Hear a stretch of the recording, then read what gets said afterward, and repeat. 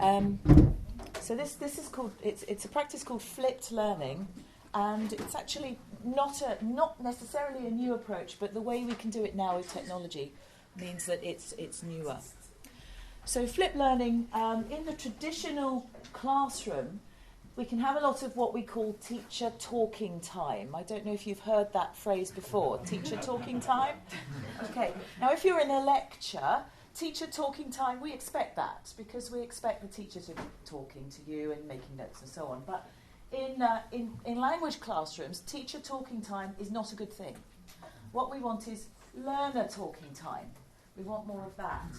So there's not enough time for practice in classrooms where you have a lot of teacher talking time.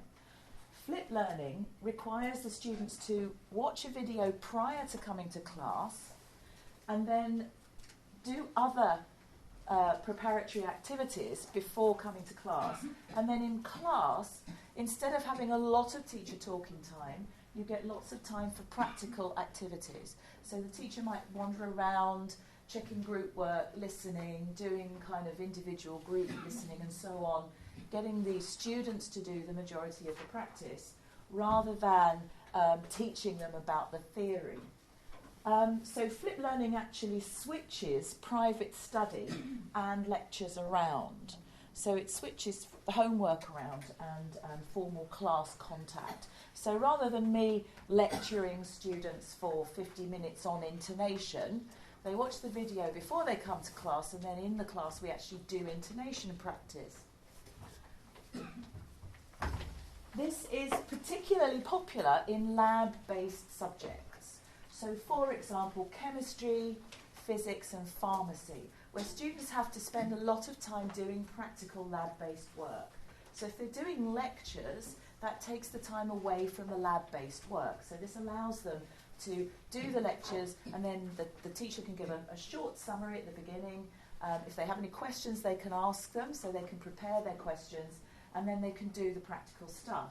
And this was started by two American high school chemistry teachers called John Bergman and Aaron Sams, and they called their technique the flipped classroom. Now this was highly successful. It reduced failure rates in American high schools by 33% in English, 22% in maths, and 19% in social sciences in one semester. So using this technique really improved learners' scores, which is what we want. We want learners to do better. That's the aim of teaching. Okay, now I'm going to go to a video with Aaron Sams, who's going to tell you more about how this works. And with any luck, if we get an advert, I can skip it more quickly. Where are we?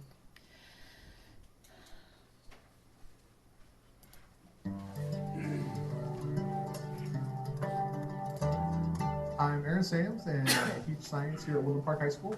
My ultimate goal, I guess, as a teacher is to help students become learners who can learn for themselves and by themselves.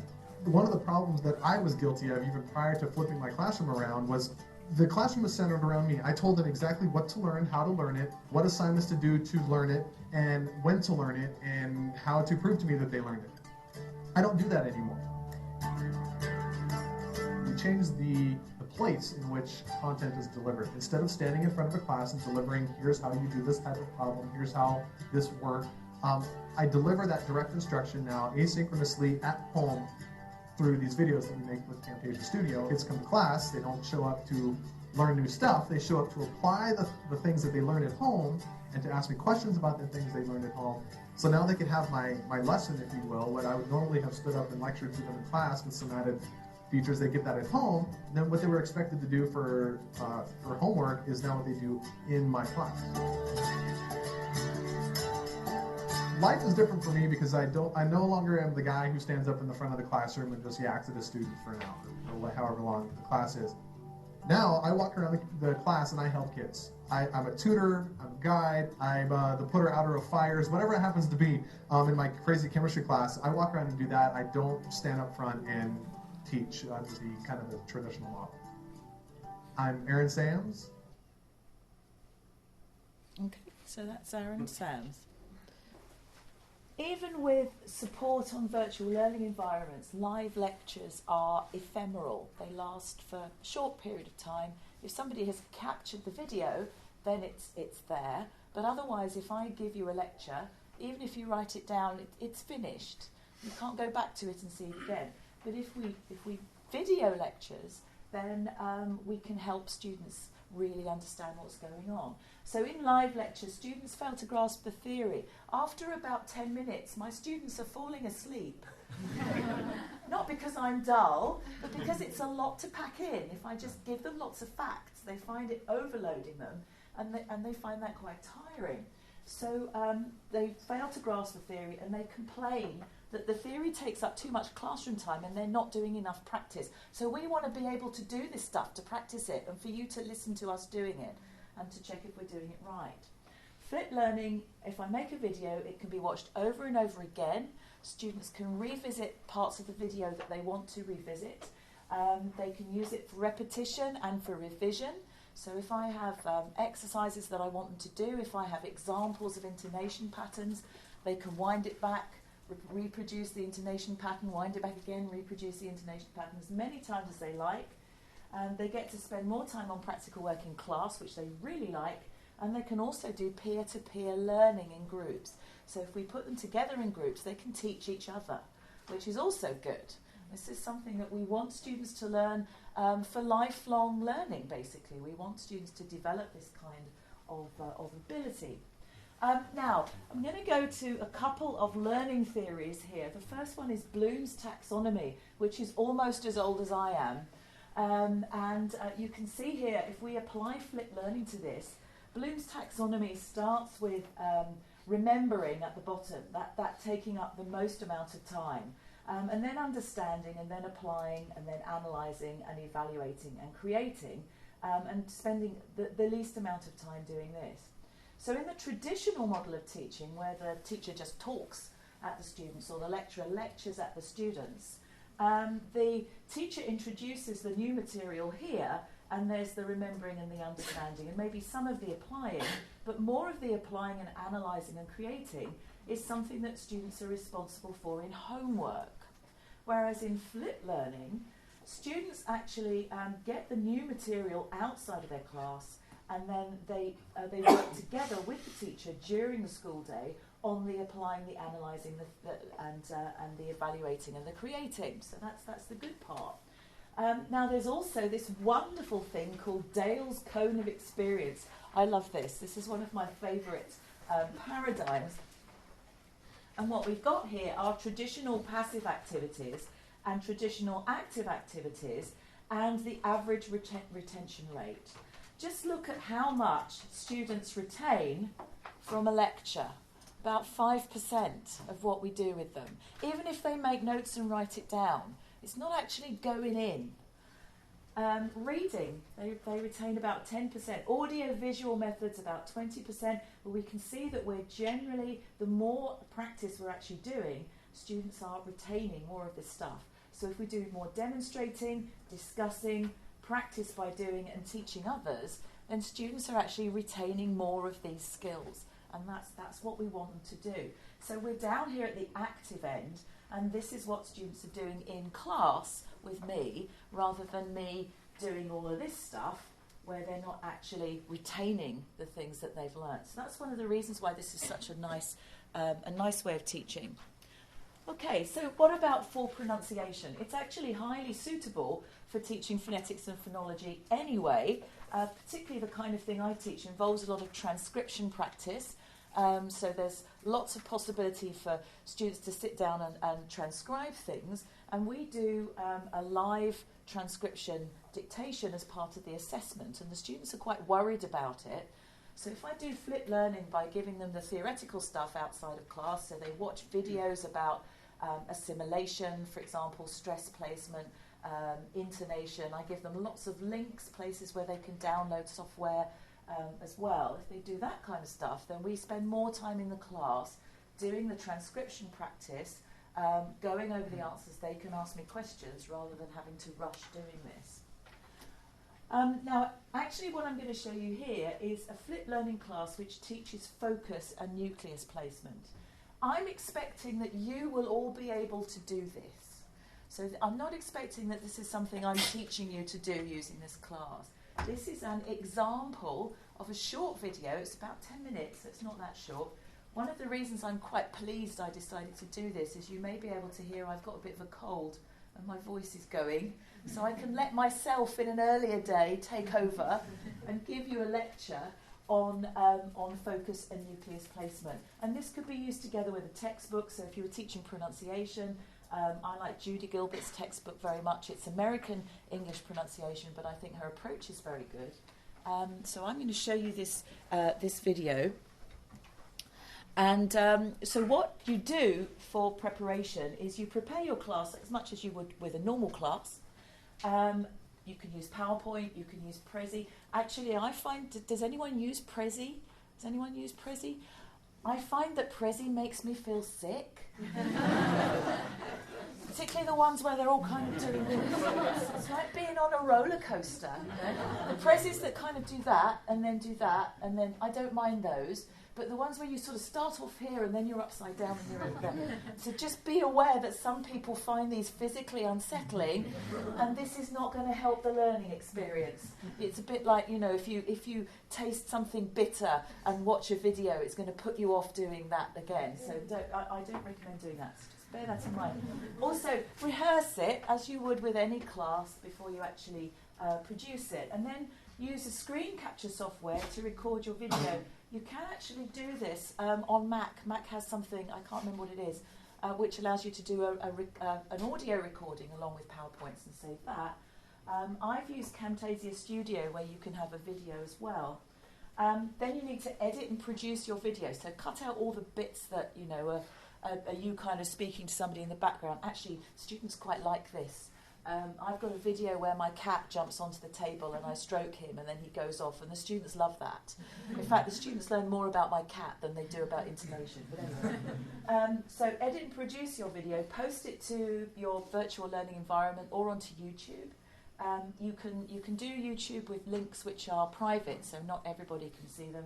And then produce supporting materials for class. That's what you need to do, just like you would a normal lecture, except this bit is slightly different. Okay, so this is a video on nucleus placement. I was looking at this earlier today and I thought, there's something about there that I'm not entirely happy with. See if you can spot what I mean. And I'm going to go outside again into YouTube. In every spoken sentence in English, one word is the main focus. The focus can move around in order to make different meanings. It is therefore important that you get the focus right, so your meaning is clear. The default position, which is where the nucleus is set if it's the first sentence in an utterance, is most commonly the last content word of the sentence. Content words are nouns, main verbs, adverbs and adjectives. However, any word in the sentence can become the focus. This is depending on meaning and context. At the start of a conversation, look for the last content word. So, for example, in this sentence here, the last content word is hat. In the next sentence, the last content word is see. And in the last sentence, the last content word is tomorrow. Okay, now that's the one where you may say, this isn't a content word. Actually, grammatically, because she said she's coming tomorrow, it can't possibly be just an adverbial.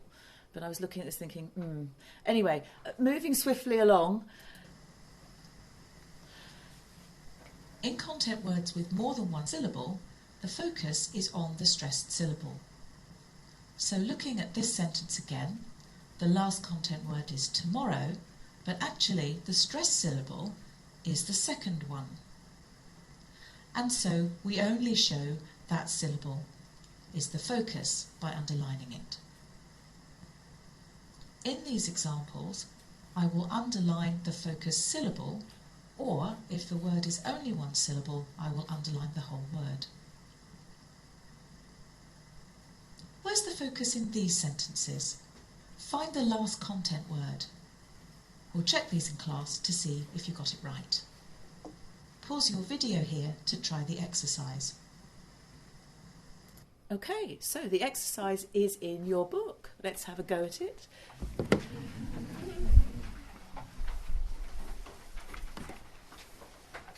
Okay, so we're actually on page 50.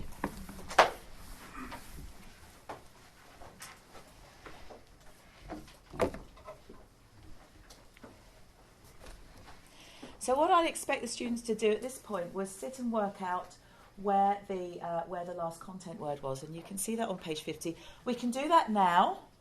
I can make you do it now, or we can do it at the end. What do you prefer? Now? Okay, so you should be able to do this fairly quickly. A couple of minutes, just work out where the last content word is.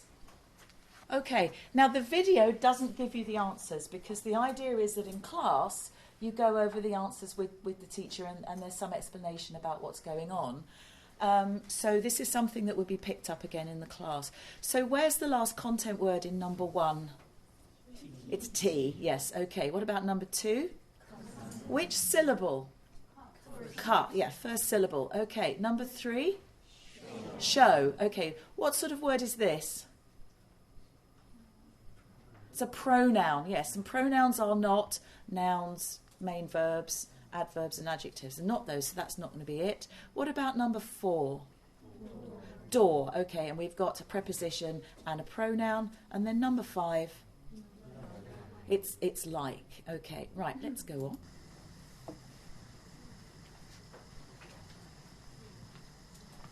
Okay, so I can work out where the focus is likely to be in a sentence, but how do I signal it when I'm speaking? To signal focus, make the vowel in the stressed syllable of the focus word longer and add a pitch change to the stressed syllable. In this picture we can see that there is a pitch change going on. So the speaker is starting on a low pitch and then signalling a pitch change. Try it with some of these utterances. Repeat after me. Where's my hat? Where's my hat? Where's my hat? How lovely to see you. How lovely to see you. How lovely to see you. She said she's coming tomorrow. She said she's coming tomorrow. She said she's coming tomorrow. Perfect. With some questions, the pitch change might rise instead of falling. Try it with these. Say them after me. Did you see him? Did you see him? Did you see him?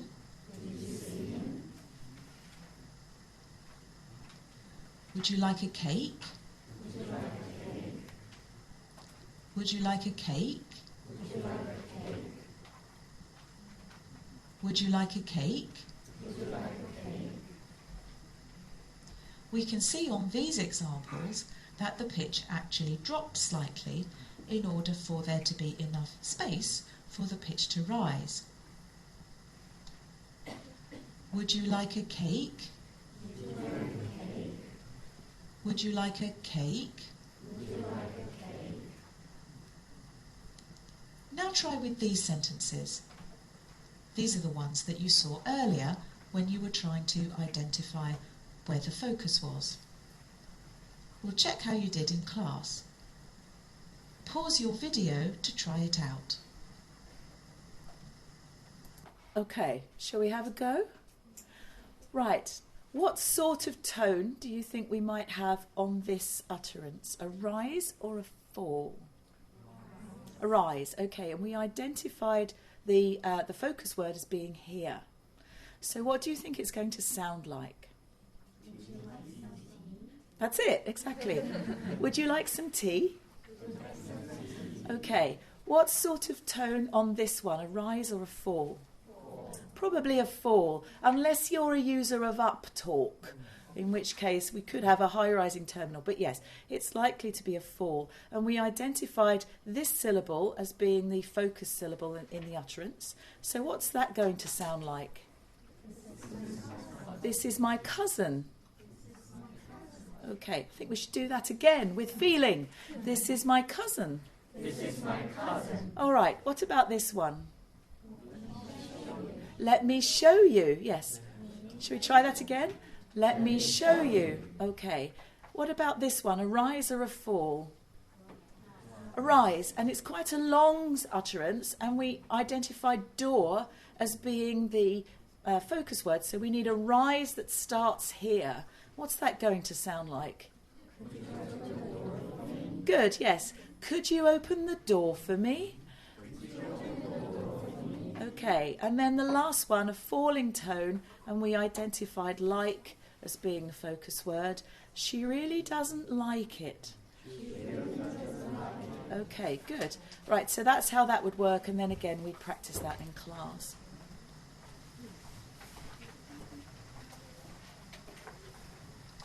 After the start of a conversation, the focus changes. Speakers want to draw attention to the new information. The original focus word is now old information. It does not need further emphasis. This doesn't mean, however, that the last content word might still not be the focus if it's new information.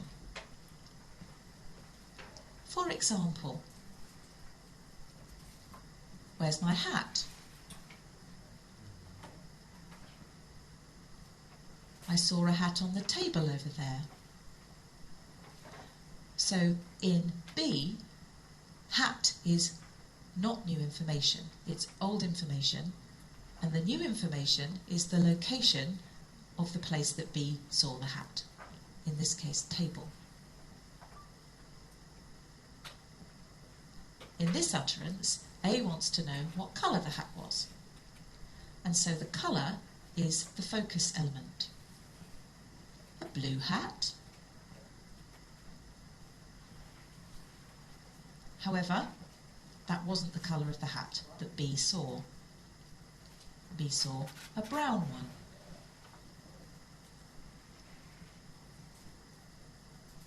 And so A identifies that it couldn't have been the hat that he's looking for.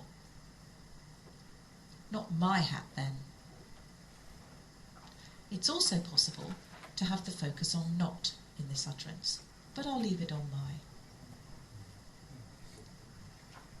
Repeat this conversation after me. Are you ready? Where's my hat? Where's my hat? I saw a hat on the table over there. I saw a hat on the table over there. A blue hat. A blue hat. A brown one. A brown one. Not my hat, then. Not my hat then. Very good. Stop this video and wind back a little if you'd like to repeat that again. Okay, so this is one of the nice things about having it on a video. If the student wanted to practice again, they could just wind back and do it again. Sorry, I'm really losing my voice now. As many times as they wanted to. So they could get as much practice as they want to outside of class before they come to class when we can check what it is they're doing. Try it with this conversation. We'll check your answers in class. Pause your video to try it out.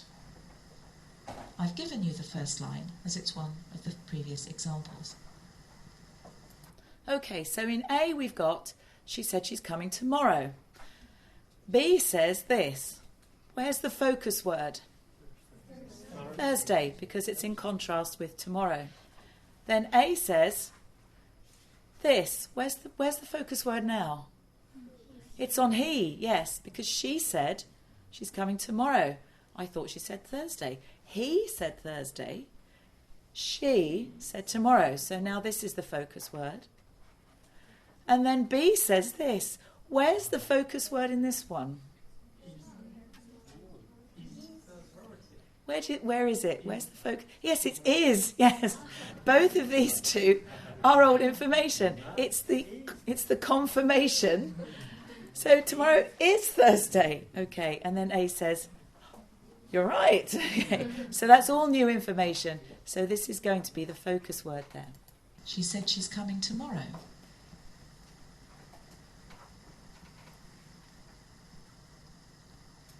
To recap, in every spoken sentence in English, one word is the main focus. At the start of conversation, it is the last content word. More specifically, the stressed syllable in the last content word.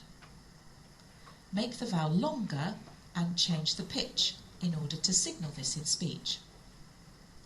After the start of a conversation, the focus word may not be the last content word, but it's possible that it might be.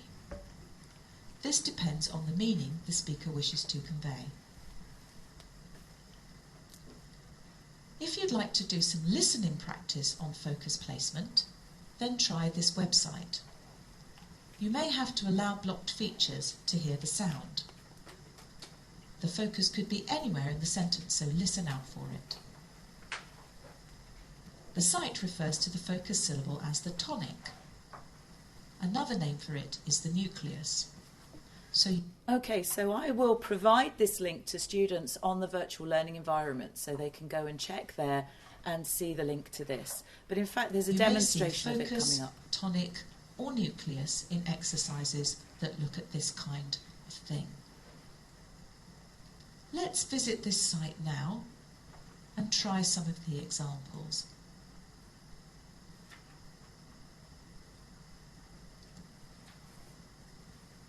When you get to the site, it may tell you in this bar that the pop-up is blocked. You'll need to enable it if that happens.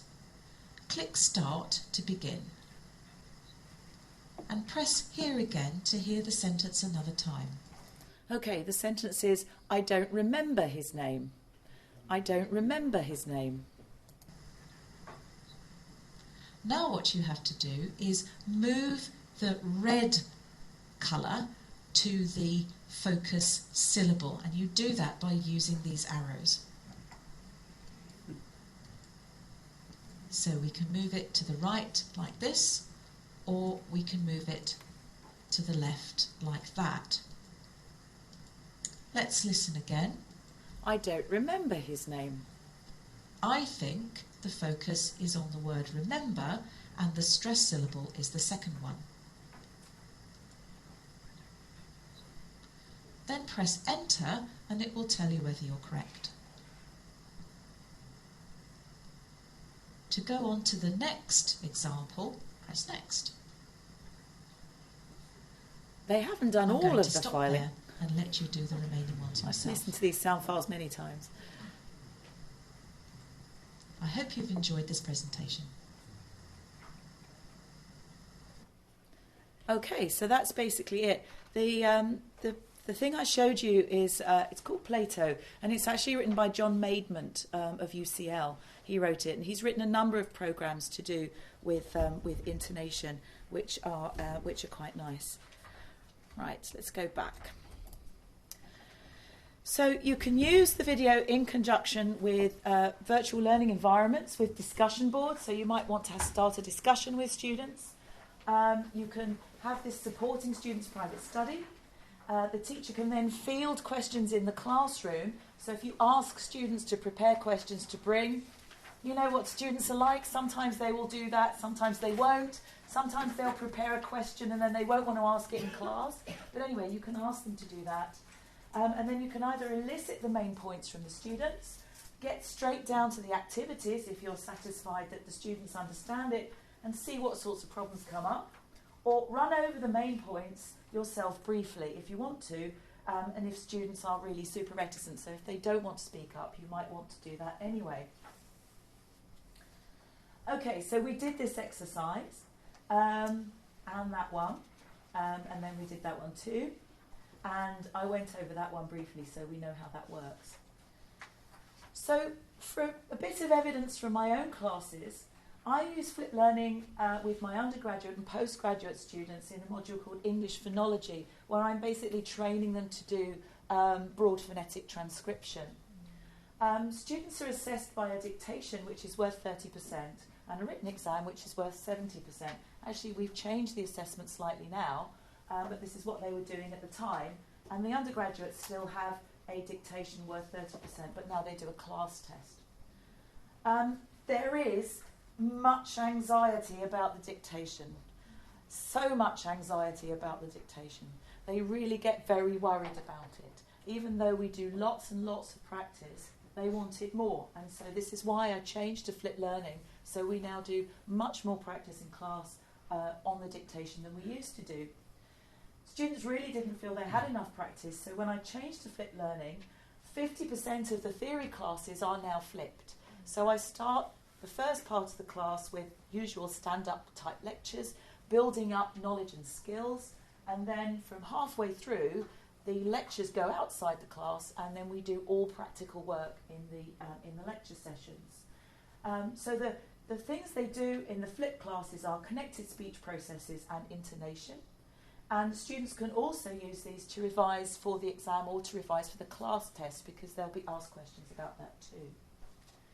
So I'm going to present some results from a comparative study I did when I looked at what happened when I flipped the learning. And I'm looking at the dictations that I delivered in one dictation which I delivered in 2006 as a non-flipped class, and in 2013 as a flipped class, and then another dictation that I delivered in 2011 as a non-flipped class, and in 2014 when I was doing the flipped classes. The standard this indicates standard deviation, and n is the number of students. So here we go, here's the table. So this is the average scores for the undergraduate and postgraduate students on the dictation test in the flipped and the non-flipped years. So here's dictation 1 and 2 non-flipped, and then dictation 1 and 2 flipped.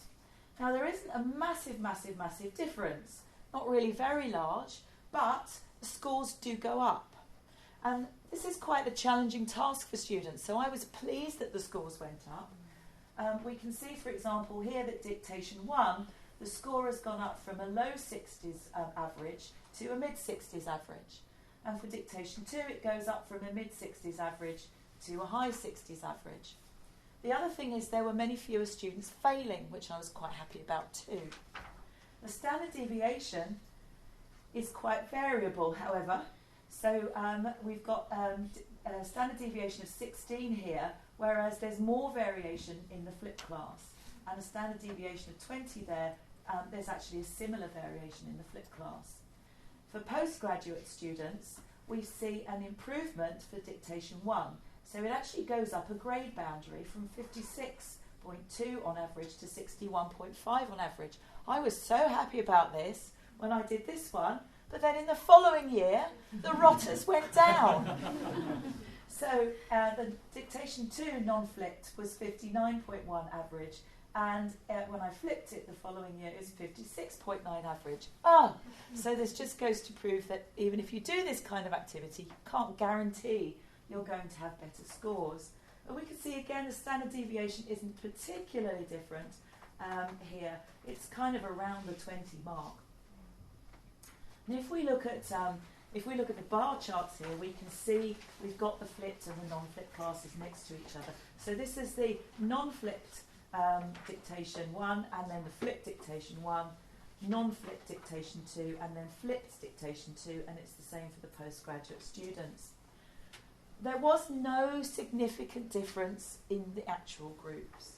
So although the scores went up a bit for the undergraduates here and here, these are not statistically significantly different. And we saw that there was an improvement for the postgraduate students here, but not there, it actually went down. What was statistically significantly different is that the undergraduate students did much better than the postgraduate students in the second flipped dictation. And the other thing you can see here is that the undergraduate students did better overall than the postgraduate students. That doesn't, however, mean that the top score was from an undergraduate student. Often I find that Greek students in particular on postgraduate courses do very well at this activity. So it's not the case that if you're a non-native speaker, you're going to do badly. I've had some very good Japanese students as well. I don't remember having any Korean students on our master's programme. Please send your students to Reading. Anyway, so also I think what we can see here is that dictation 1 is actually a bit more difficult than dictation 2. Well, we can't really tell that with the postgraduates so much, but certainly it seems to be the case. But not massively different. So I'm quite pleased about that, because when you design dictation passages, you're trying to have a similar level of difficulty, and it can be quite a challenge. So I was pleased that they weren't massively different in scores here, because it's kind of indicating that they're not particularly, one isn't particularly more easy than the other one, but certainly dictation 1 seems to be dictation 2 seems to be slightly easier than dictation 1. Okay, so I was very pleased to see that there was improvement in 3 instances. Significant differences were undergraduate scores taken as a whole and postgraduate scores taken as a whole. We found significant differences there if I compared the undergrads with the postgrads. And the UG and PG scores for flipped dictation 2, that was significant. But otherwise, for the actual groups themselves, the improvement, although there was an improvement for 3 out of 4 of the instances, it wasn't significant, which is a shame. I'd like to see it was significant, but it went up mostly, so I was pleased about that. However, what I did find was that it improved the student experience quite a lot. They really liked this approach. So students said, I think this format is perfect for this subject, which is nice to hear. Another one said, I found it useful to be able to stop the vodcast or lecture at trickier points and either watch the slide again, take more notes, or do some reading around the point for further information. Now, clearly, if you're in class, you can't do that. And if I'm lecturing something and you've made a note, then are you really going to go back to your notes and find something to read? Some students will do this, but a lot of students won't. But this is actually encouraging them to kind of think about it, stop it, maybe find something that they can read. Another student said we were able to spend time in class discussing any questions people had, and then move on to transcription practice for the upcoming exam. So they liked the time they had available to them to discuss things. And another one said, I would much rather do the transcription in class with the support of classmates and the lecturer than alone at home. So rather than sending them home just to do transcriptions, they really liked being able to do this. Now, I would have done this anyway. We would have had this practice anyway in class, but there would have been less time to actually talk about it or to work with other students and see what people had got and talk about why people might have something different. So it was the whole discussion thing which was really useful. Okay, now I'm going to show you a few places where you can see information on how to flip your classroom. There's a video on YouTube, for example, talking about this. Also, there's a link here to Camtasia Studio, and there's a link where it talks to you about these different sorts of about Camtasia Studio and how you can use it. And there are lots of tutorials on the site. So let's have a look at this one first on how to flip your classroom.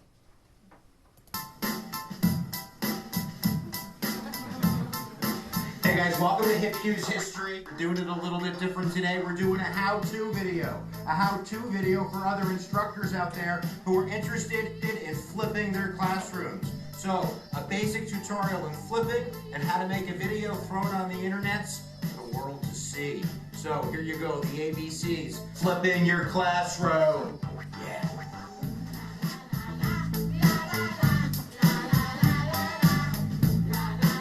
Alright, so flipping is basically the idea of flipping your classroom by having kids do the knowledge piece at home. The knowledge piece would be the traditional lecture piece, the direct explanation or explicit instruction that goes on inside the classroom. What a flipper... Okay, so he's basically telling you what I've just told you now, but if you go later through the video, assuming you like his style, this is not for everybody, but if you go later through the video, he gives you some hints and tips on how to video yourself, stuff about editing, how to make it look professional. He's actually used a green screen here. If you want to go that far. I'm afraid that's a bit too technical for me, but you could do that if you wanted. Okay, as I said, I've used Camtasia Studio, and Camtasia Studio, you can download a free trial if you want to have a go, and then you do ultimately have to buy it, but you can actually use the free trial for a month, or you were able to do that. And there are lots of guides here on how to use Camtasia Studio. So this is the free trial page where you can download it, no obligation, and then you can see it's talking about how you can record the screen, edit recordings, and then share anywhere. You can share it onto the Camtasia site, or you can share it onto, you can just save it as an MP4, share it onto your virtual learning environment, or you can upload it to YouTube and link to it there. So this is the link for the free trial. If you're interested in trying that, that's in the book there. And then Camtasia Studio, it's just going to go to the same place. I wondered if it would give you something a bit different. There are also other types of videos that you can make. So Prezi, which I've mentioned, is anyone not familiar with Prezi? Has anyone not seen Prezi? Okay, let's just have a quick look at that.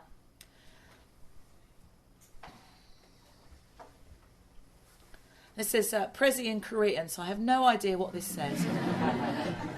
Okay, so, this one, is that the best one to click? Yeah. Okay. So this is the Korean site, and you'll find that there should be videos explaining how Prezi works, and it's a kind of more visually exciting way of presenting things than PowerPoints. Although, as I said, sometimes it can make the person looking at it feel a bit nauseous, so just be aware of that.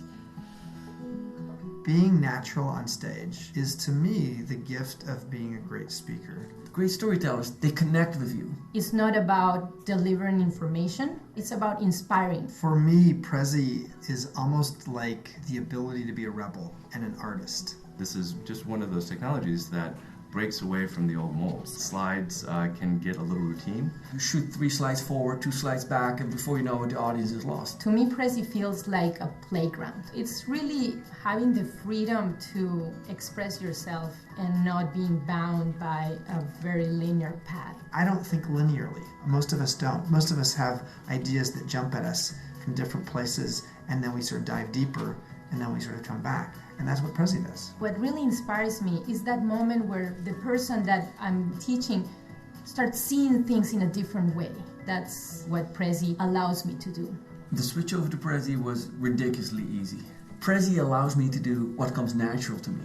I think it really changes how meetings are done.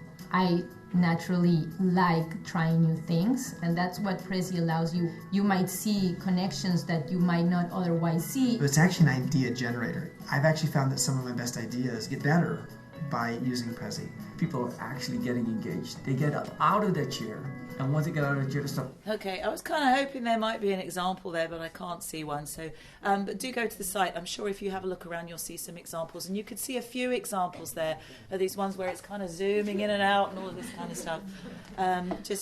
Just be aware that too much of that is not necessarily a good thing. There's also Sparkle, which is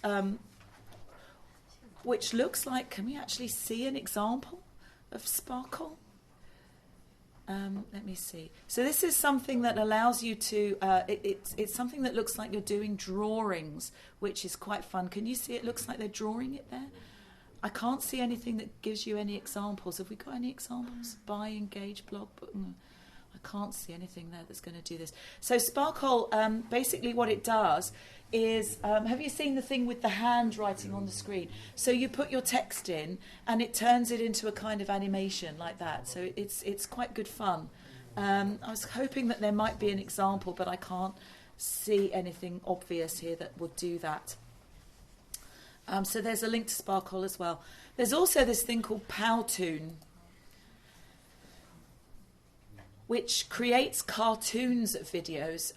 So rather than having the writing, it actually allows you to generate something with images in a similar way to Prezi, but a bit less all over the place. Hi, this is Ilya, Powtoon's chief scientist, with a promised sneak peek at Powtoon slides coming up in just a moment.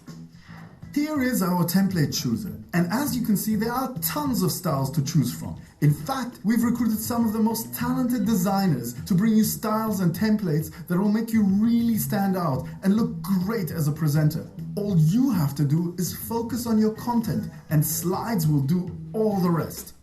Let's take a look at the infographic style so that I can show you some of its awesome features. You pick your layout and enter your text. You then choose icons to visually enhance your message. This way, you remain structured but get away from bullet points which people associate with a stale and old presentation style.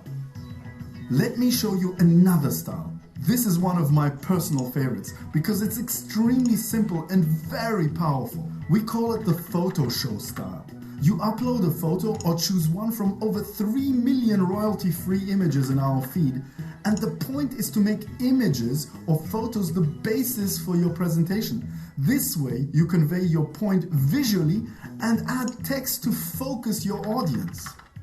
This style is visually stunning, gives your content an emotional backdrop, and just makes you look awesome. If you want something more punchy and fun, we have animated styles like this one here. This is Mr. Show. You add some text and check this out. All I do is press play and it plays a real cartoon. Now, you know how powerful a video can be. Let me show you what I mean. Show me somebody who can't use a good Back to the Future reference in their presentation. We've created an awesome feature in Slides that allows you not only to embed video, but to actually crop out sections or scenes that you want to play in your presentation.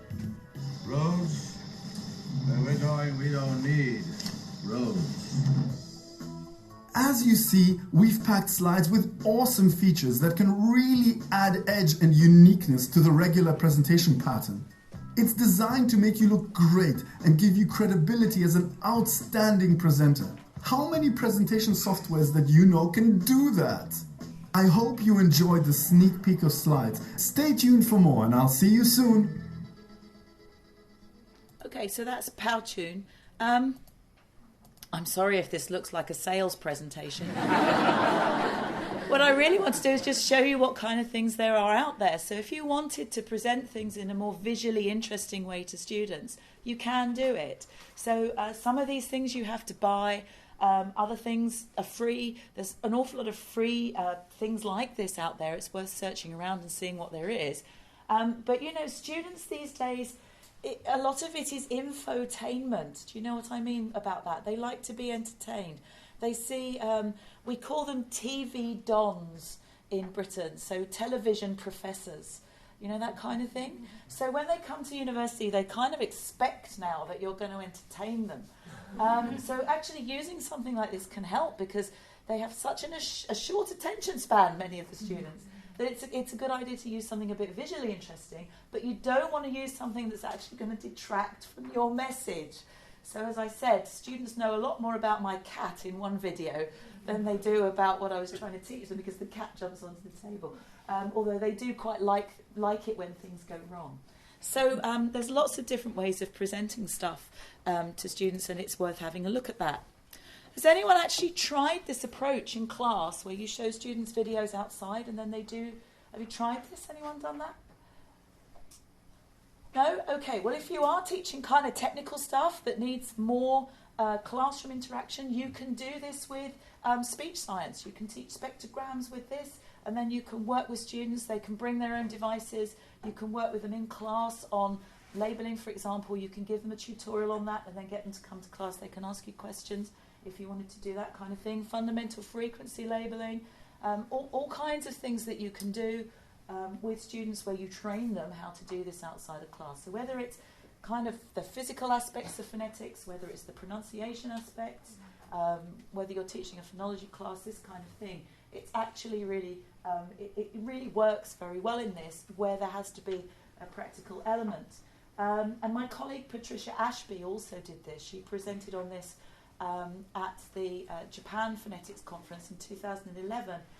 She presented on how she used flipped learning, and she found that for her, she flipped 3, I think, out of 6 classes, and she found that in the exam, the students did better on the flipped content than they did on the non-flipped content.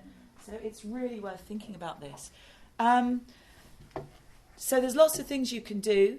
What would be difficult to teach with this? Well, things where students need to interact with you, which is why it's so good that if you do have things that help students where they need a lot of practice, where you can do this sort of thing. So it would probably be difficult to not allow them to have time to talk to you about this. So it does need to come hand in hand with the practical class. And the main obstacles to adopting the approach, well, I'll get you to think about that. Sometimes it's cost. So I had to buy Camtasia, for example. But as I said, if you have a Mac, you can actually sit down with your slides and you can record audio with the Mac. It doesn't allow you to record video, I don't think, but you can certainly record audio with that, and then you can post those to YouTube or somewhere else. Okay, so these are the references, Bergman and Sams. I also talked about Bloom's taxonomy, which Bloom's taxonomy, which is from Learning for Mastery.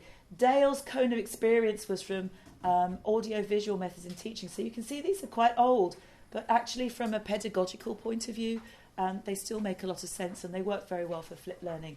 And then I also mentioned Judy Gilbert's textbook, Clear Speech, whichever textbook you want to use. And I do recommend using supporting textbooks because students like to have something. Then make sure that it's set out in a way that your students can understand. And I really do like the Clear Speech books. I find that they work particularly well. Okay, now I think, is there time for questions? Yes. Okay, so there's time for questions, or there's time for some intonation ear training. Which would you prefer? Intonation ear training. Yes, sorry, go ahead. In the flipped learning, I think one of the major difficulties is the time for the student to see their previously made video materials before coming to class. Mm-hmm. Do you have any data of how long time will be enough for the student to generally? No, but what I can say is that usually if I stand in front of a class and give a lecture, it takes much longer than if I record that lecture as a flip video. So bearing that in mind, if we know that students' attention span has gone after about 20 minutes, basically, if I'm lecturing for 40 minutes, 45 minutes on something, and we have 50-minute lectures actually at Reading, that's the lecture slot, then, by the time I've got halfway through that, unless I give them something to do, I know that I will lose their attention. But actually, when you sit down and record a flip video, you can often get the whole of the content in a much shorter period of time. Excuse me. I think the ideal time is probably to have 10-minute lectures, classes, flip videos. For me, I would need more than one of those. So actually one of my intonation classes, which is available on YouTube if anyone would like to see it, there are 3 videos. And I kind of went a bit mad with them because I started to add in things that students could download and videos that students could watch. So the one with the babies is on there, for example.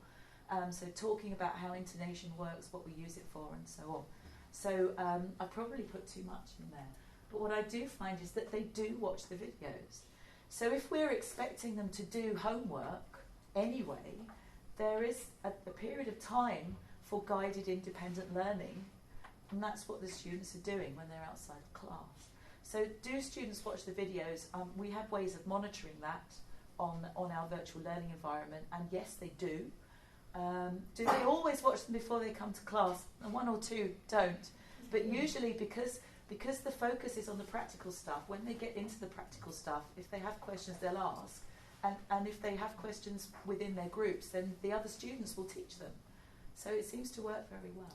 So I'd say probably if you were going to do this, if you had 40 to 50 minutes of content, once you've videoed that, it gets down to about 20.